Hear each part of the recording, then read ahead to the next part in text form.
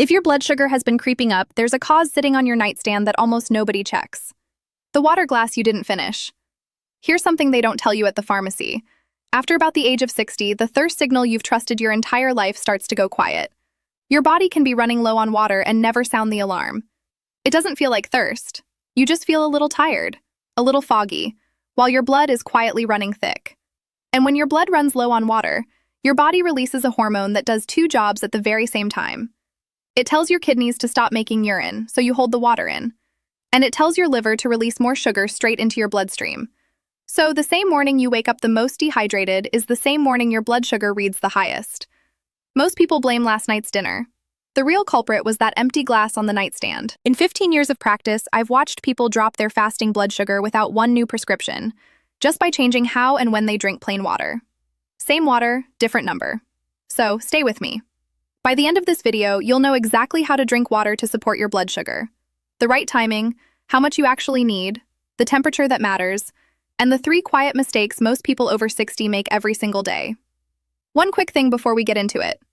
If you're in your 60s or you can feel 60 coming, and what you really want is to live longer, stronger, and healthier with a body that still does what you ask of it, I took everything I tell my own patients and put it into one simple plan.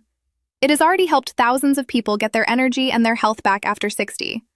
The link is sitting on your screen right now. You don't need to write anything down. Just go and have a look once we're finished here. So let me show you what's actually happening. Because once you see how water and blood sugar are tied together, every tip in this video is going to make sense. Think about what blood sugar actually is. It's the amount of sugar, of glucose, dissolved in your blood. And here is the part most people never stop to consider. That is a concentration. It's an amount of sugar divided by an amount of water. So there are 2 ways for that number to go up. You can add more sugar, or you can take away water. Same amount of sugar, less water to dissolve it in, and the concentration climbs. Your blood literally gets sweeter when it gets drier. That is why a person can eat carefully and still see a stubborn morning number. They are not always adding sugar. Sometimes they are just short on water. Now here is the hormone I mentioned in the hook, and this is worth understanding by name. It's called vasopressin. Vasopressin is your body's water-saving hormone. The moment you start running low on fluid, your brain releases it, and it travels down to your kidneys and tells them to stop letting water out. That's why your urine gets dark and scarce when you're dehydrated. Your body is rationing. But vasopressin has a second job that has nothing to do with your kidneys, and almost nobody knows about it. It also acts on your liver, and it tells your liver to release stored sugar into your blood. On top of that, it nudges another gland to release cortisol, a stress hormone that pushes your blood sugar up even further. So, a body that is short on water is getting a direct chemical signal to raise its own blood sugar. This is not a fringe idea. Researchers followed thousands of healthy adults in a large French study published in the journal Diabetes Care back in 2011. They found that the people who drank the most water were significantly less likely to develop high blood sugar over the following years than the people who drank the least. And when scientists measured vasopressin levels directly, the people with the highest levels had the highest risk of going on to develop type 2 diabetes. Low water, high vasopressin, rising sugar. The thread runs straight through. So this is the stakes for you sitting at home. If you are one of the millions of people over 60 living with a fasting number in that borderline zone, the gray area that your doctor calls prediabetes, then how you drink your water is not a small detail. It may be one of the simplest levers you have. Get it wrong and you are quietly working against yourself every single day. Get it right and you take pressure off the whole system for free. Quick favor before I give you the first tip. If a doctor sitting down and explaining what's actually going on inside your body without rushing you and without selling you a pill is something you want more of, hit that subscribe button, give this video a like, and tell me your age down in the comments. I read them, and the age of the people watching genuinely shapes the topics I cover next. So let's get into how to actually do this. The first mistake is the biggest one, and it is built right into your body, so you cannot feel it happening. You are waiting until you are thirsty to drink, and after 60, thirst is a broken alarm. Here is the proof, and it is older and more solid than most people realize. Back in 1984, researchers published a study in the New England Journal of Medicine where they took healthy older men and healthy younger men and deprived all of them of water for a day. Then they let them drink. The young men drank until they were no longer dehydrated, exactly as you'd expect. The older men, even though their blood tests showed they were just as dried out, barely felt thirsty, and they drank far less. Same level of dehydration. The alarm just didn't ring as loud. This happens to everyone as they age. The brain's thirst center gets less sensitive, and your kidneys also get worse at holding on to water. So you can be genuinely low on fluid with your blood concentrating and your vasopressin climbing, and feel almost nothing. Maybe a touch of fatigue, maybe a little fuzzy-headed in the afternoon. You'd never connect it to water. So the fix is simple, and it is the foundation for everything else. You drink on a schedule, not on a feeling. You don't wait for the signal because the signal is unreliable now. A glass when you wake up, a glass mid-morning, a glass with lunch and through the afternoon. You build it into the day like a medication at set times, whether you feel like it or not. And if you want to actually check where you stand, you don't need a lab. Look in the toilet bowl. Pale like light straw or weak lemonade means you are well hydrated. Dark like apple juice means you are already behind and your vasopressin is already up. It is the cheapest blood sugar-related test you will ever run, and you can do it the very next time you go. Here's the second tip, and this one has real research behind it for both your weight and your blood sugar. Most people drink their water with their meal in sips while they eat. The better move is to drink a big glass about 30 minutes before you sit down. 2 full cups, roughly half a liter, half an hour before you eat. Here is why it works on 2 fronts. First, your blood sugar. When you preload with water, the food you then eat moves through your stomach a little more steadily, and the sugar from that meal enters your blood as more of a gentle rise instead of a sharp spike. You are also starting the meal already well hydrated, so your blood isn't concentrating the new sugar into a smaller pool of water. The spike after the meal is flatter. And flatter spikes meal after meal, day after day, is exactly what takes the strain off your system. Second, your appetite. Researchers ran a clean trial on this, published in the journal Obesity around 2010. Older adults who drank 2 cups of water before each meal ate less and lost noticeably more weight over 12 weeks than the group who didn't. The water took up room in the stomach, so the hunger signal switched off sooner. And for anyone carrying extra weight around the middle, losing even a little of that is one of the most powerful things you can do for your blood sugar, because that belly fat is part of what makes your body resist its own insulin. So, 2 cups half an hour before meals. It costs you nothing, and it works on the spike and the waistline at the same time. You are at your driest the moment you wake up. You just went 6, 7, 8 hours without a single sip, and the whole time you were breathing out water with every breath. Your vasopressin has been climbing all night.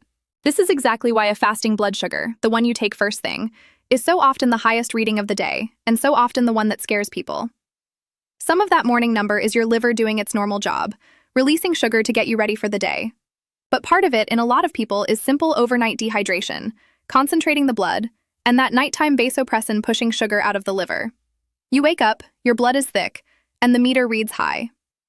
We're about halfway through, so let me make the promise plain again. None of this replaces your medication or your doctor. What it does is hand you a set of free, simple habits that take pressure off your blood sugar around the clock, starting the moment your feet hit the floor. So here is the habit. Before the coffee, before anything else, you drink a full glass of water. A big one, 12 to 16 ounces. You are topping the tank back up after the long overnight drain, thinning the blood back out and easing that vasopressin signal back down before it does more work on your liver. And a word about that coffee. Coffee and tea do count toward your fluids for the day. That old idea that they dehydrate you has been overblown. But caffeine is a mild water pusher. It makes your kidneys release a bit more. So leading with coffee on a dry tank before any water is starting your morning by digging the hole a little deeper. Water first, then enjoy your coffee. This is the mistake I see most in my older patients, and it comes from a very understandable place. They are afraid of being up all night running to the bathroom, so they stop drinking after dinner. Then it creeps earlier. They stop after lunch. Some are barely drinking anything past the morning, sipping a little all day and going to bed bone dry. You can see the trap. By avoiding the bathroom at night, they spend the entire evening and the entire night dehydrated, which is when vasopressin climbs highest and works on the liver longest. They are trading a little sleep convenience for hours of their blood concentrating and their sugar signal running. The answer is not to drink less. It is to shift when you drink. Front-load it. Aim to get most of your fluids, say 70%, into your body before the late afternoon. Drink steadily through the morning and midday when your body can use it and clear it. Then taper down in the evening so you are not flooding your bladder right before bed. You get the best of both. You spend your days and your nights properly hydrated with that sugar-raising hormone kept quiet, and you still aren't up 3 times a night. And there's a bonus. Daytime hydration done right often means fewer bathroom trips at night, not more, because you're no longer concentrating everything into one panic evening glass. Everything I've told you so far assumes one thing, that what's in the glass is actually water. And for a huge number of people over 60, it isn't. This is the tip that can undo all the others if you get it wrong. Liquid sugar is the fastest way there is to spike your blood sugar, faster than the same sugar in solid food. A can of soda, a glass of orange juice, sweet tea, a sports drink, a flavored coffee with syrup in it, even the so-called healthy fruit smoothie. When sugar arrives as a liquid, it floods in all at once, and a big share of it goes straight to your liver as a sudden load. You get the sharp spike and you get the fat storage, the exact opposite of what plain water does for you. And here's the cruel part. A sugary drink hydrates you worse, because your body needs water to process all that sugar. So you reach for juice feeling thirsty, and you end up thirstier with a sugar spike on top. If you drink your calories, that is very often the single biggest blood sugar mistake in your whole day, bigger than anything on your plate. So the rule is plain. Your main drink, your default, is water. Plain water, sparkling water, unsweetened tea, or coffee. If plain water bores you, and for a lot of people it does, put something in it that isn't sugar. A squeeze of lemon or lime, a few slices of cucumber, a handful of berries dropped in the bottom of the glass. Now, you actually want to drink it, and you've raised your hydration without touching your blood sugar. One more thing here because it surprises people. Thirst and hunger come from neighboring parts of the brain, and the signals get crossed all the time, especially as you age. That mid-afternoon urge to snack is very often your body asking for water, not food. So, before you reach for a cookie, drink a glass of water and wait 10 minutes. Half the time, the craving was thirst wearing a costume, and it quietly passes. Now, how much? You have heard the rule your whole life: 8 glasses a day, 8 ounces each. Here is the truth about that number. It was never based on real science. A doctor traced it back years ago in a well-known review, and found there was no solid study behind it at all. It just got repeated until everyone believed it. For most older adults, somewhere around 6 to 8 cups of actual fluid a day is a reasonable target. More if it's hot or you're active. And remember, the food you eat and the coffee and tea all count toward it. Your urine color tells you more than any fixed number ever will. Pale and plentiful, you're there. But I have to stop and draw a hard line now because for some of you, everything I've just said could be dangerous, and I would be doing you a disservice not to say so clearly. If a doctor has ever told you to limit your fluids, you follow that instruction, not this video. People with heart failure and people with advanced kidney disease, especially anyone on dialysis, are often put on a strict fluid limit because their body can't clear water properly, and extra fluid backs up and strains the heart or the lungs. For them, more water is not health.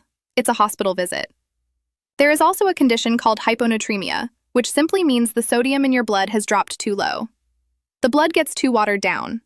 It's more common in older adults, and certain common medications, some blood pressure pills, some antidepressants, make it more likely. Drowning yourself in water can trigger it, and it's serious. The signs are headache, confusion, nausea, feeling weak or unsteady. If you ever feel that after pushing a lot of fluids, you call your doctor. So this is the balance.